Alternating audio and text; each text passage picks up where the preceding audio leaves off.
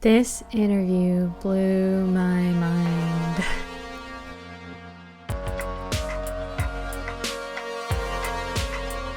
So, I recently watched the interview with Rick Beato and Ted Gioia. It's on Rick Beato's YouTube channel. I'll leave a link in the description. And it really blew my mind. It was so good. It was so good. I need to listen to it like 5 times. And I highly recommend that you listen to it as well. And I just a couple of videos ago said, I don't hate Spotify. I don't. I still don't hate Spotify. But this interview kind of got me wondering. So, and they talk about more than Spotify, but this was one thing that I had no idea. Yeah, I mean, anyway, basically, Ted Gioia was talking about Spotify, and he didn't use the word monopoly. Let's just say kind of their maybe sort of monopoly on streams, potentially. He referenced a musician named Johann Rohr, who I guess makes music under 656 different artist names. And out of all of those artist names, he's on 144 official Spotify curated playlists. Ted Gioia also mentioned that someone emailed him saying that Spotify owns the rights to those songs. Not proven. We don't know. But I thought that was really interesting. And to be honest, not surprising. One thing I have noticed recently is how easy it is to get deceived right now. That's actually what my second song is going to be about in a lot of ways. Just kind of the overwhelm of deception and needing a hiding place, needing a shelter. But yeah, I think that it's really awesome that people can make content right now, and I think we should enjoy it and utilize it while we can. Hopefully that doesn't go away, That being said, there is so much information out there. There's a lot of deception. We're so used to short content and big movies and all these things that kind of just zap our attention span and makes it really hard injures our critical thinking, I think. Our critical thinking, I think. Anyway, I just definitely recommend you have a listen to it because they talked about more than that. I mean, it was an amazing interview. They talked about how creatives, Ted Gioia believes that creatives are the ones that can kind of pull us out of this world of algorithms and technology and AI, that real genuine creativity is going to be the thing that can stand out amongst that. And it was really cool and encouraging. So definitely check that out. And like I mentioned, I ended up writing the lyrics for the second song. I honestly didn't necessarily mean to. I was in bed. I like to read a little bit before I go to bed, but then I had my phone. I love to romanticize writing lyrics, like, oh, I'm going to be sitting with my coffee and writing in my journal, or, I'll be looking out the window while it's raining, writing in my journal, and I'll be writing these lyrics. I like romanticize these moments of songwriting, and sometimes that happens and it's cool, but this was literally like I was going to bed and I just pulled up my phone and pulled up the notes app on my phone, and the song came out, all the lyrics. So I mean, don't be afraid to Like, just jump in and be creative. Sometimes being creative is just about meeting it where you are. Like, don't think that it has to be a certain way. It has to be a specific setting or whatever, because, life doesn't work like that. So go with the flow. Anyway, that's what I did. So that was kind of cool. And I did that before I even finished the first song. I'd kind of talked about wanting to wrap up the first song before I started on the next one. But it was just like one night of doing it. But anyway, a lot of it was inspired by this interview. Not gonna lie, I've been watching Tucker Carlson, stuff like that. And it's just interesting. Just interesting things to think about. So, but I mean, you see it anyway. It's an election year. It's crazy, the deception is real.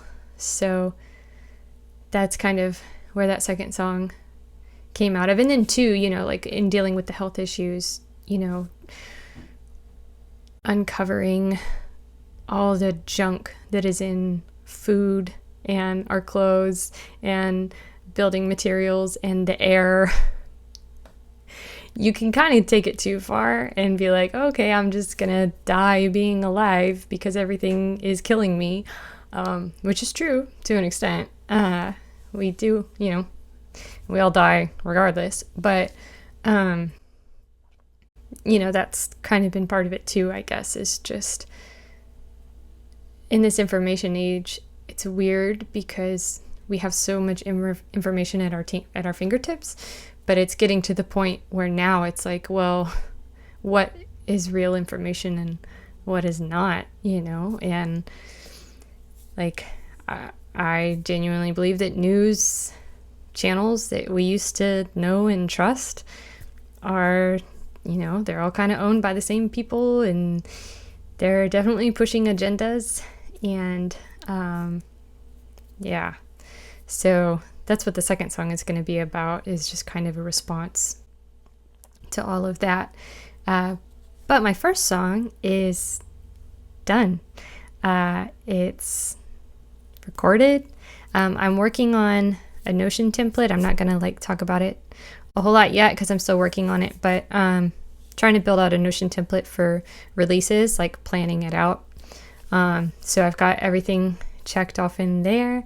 I even ended up doing a video and getting all the social videos and stuff like that ready.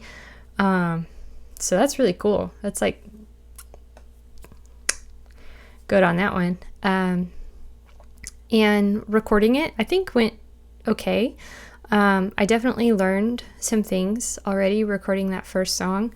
I'm going to share some of my vocal take here in just a second. But I'm still navigating the distance to the mic, getting enough gain without having to turn the gain up on this 176 crazy, and not being too close to the mic. Also, I have to kick out my choir girl consonants. I still do that. It's so ingrained in me, and I'm trying to break the habit, but singing in choir is a lot different than singing into a microphone, which, obviously, but I do kind of hit my consonants a little hard, I've noticed. It was that way in theater too. I grew up in choir and theater, so in those worlds, you're making sure the auditorium can hear you. In the world of recording, it's this really powerful microphone that picks up absolutely every little thing that you do. So learning that one.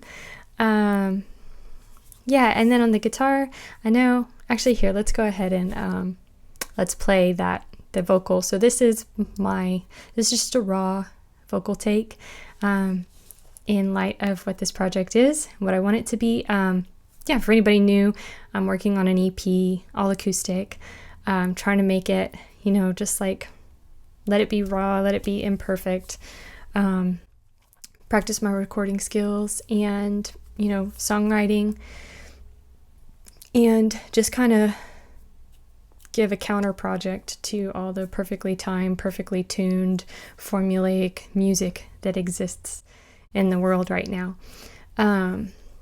So yeah, it was my first take, this vocal take that I'm about to share, but I figured I would go ahead and let you guys hear and see just the raw process.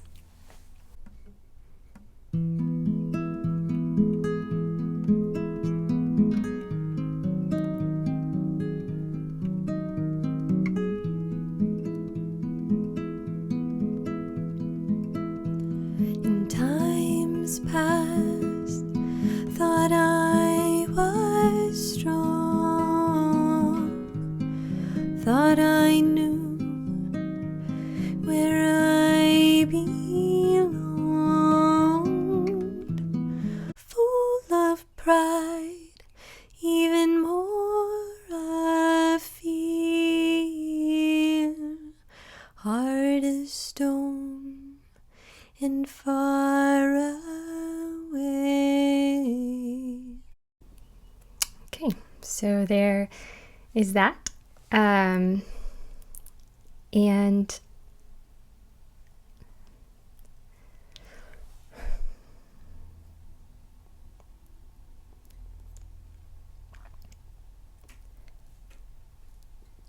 so that's just a little snippet of the recording process.